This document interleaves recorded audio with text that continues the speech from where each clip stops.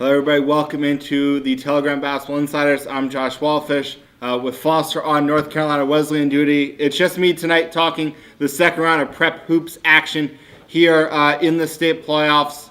Unfortunately, we start with 5 teams tonight.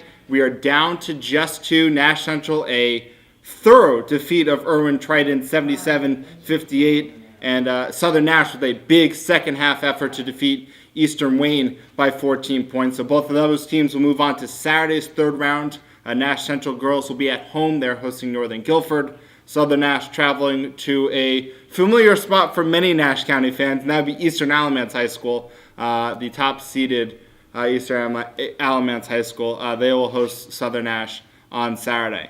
So we'll get into some of the games tonight. We'll start in Edgecombe County. The last remaining Edgecombe County team was Southwest Edgecomb's girls.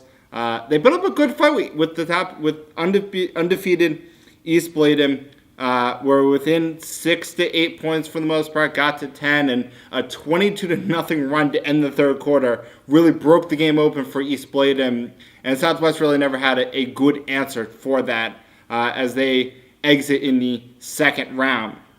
Rocky Mount High put up a very good fight against Rockingham County. You look at the quarter-by-quarter numbers. There were 2 points here, 3 points there. It's a 7-point defeat to the Cougars on the road. But the Griffons put up the type of fight I expect them to put up. There were some good matchups for Rocky Mount High if they could exploit it. But at the end of the day, the size Rockingham County possesses inside with Macy Bowler and Gabrielle Gordon, it was too much for just Kiana Spivey to handle. And without a good depth in the front court, Rockmount High really struggled with that, and unfortunately they are out in round 2 as well. And the other team going out was Northern Nash.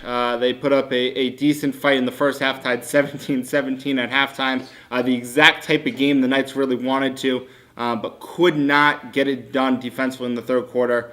Fell behind by 10 at the end of the third quarter, and it was an uphill battle after that, falling to the top-seeded Terry Sanford. So we move on to our actual winners tonight. Southern Nash got off to a slow start against Eastern Wayne.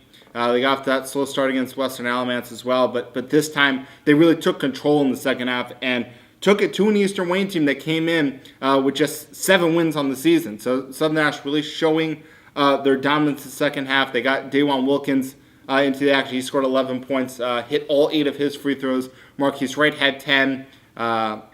Tyler Wilson had 10, Damian Bryant had 14, and that's the type of balanced effort Southern Nash is going to need if they have any chance of pulling off the upset on Saturday against Eastern Alamance. When you look at Eastern Alamance, they defeated Cedar Ridge, the same team that went to Rocky Mount, only won by 4. They beat Cedar Ridge by 19. So vast talent discrepancy there that Southern Nash is really going to have to play their best game if they want any chance of an upset. And then, of course, Nash Central. Terry Cash was probably the happiest I've ever spoken to her after a game. And that includes after they won the Big East title at Southern Nash. I mean, her team executed the game plan to a T. Terica Warney, who came in averaging 14 rebounds per game, had 6, I counted, 6. So she was ineffective. Janae Hudson, who scored 32 in the first round game, was averaging 13, 14 points a game, scored 13 in the first half, but only 1 in the second half. And Nash Central really took control in the end of the first half, beginning of the second half. Big 12-2 spurt to end the first half to give them an 8-point lead, and then a 13-3 run to end the third quarter. They gave them an 18-point lead, and that was really all she wrote for the Bulldogs.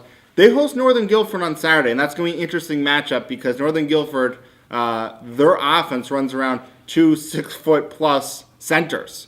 And one thing Nash Central doesn't have is height and size inside. But one of the things that Terry Cash told me after the game was it's not the height that really makes a difference for Nash Central. They can kind of, with good fundamentals and boxing out, and we saw that from Carisha Leonard tonight.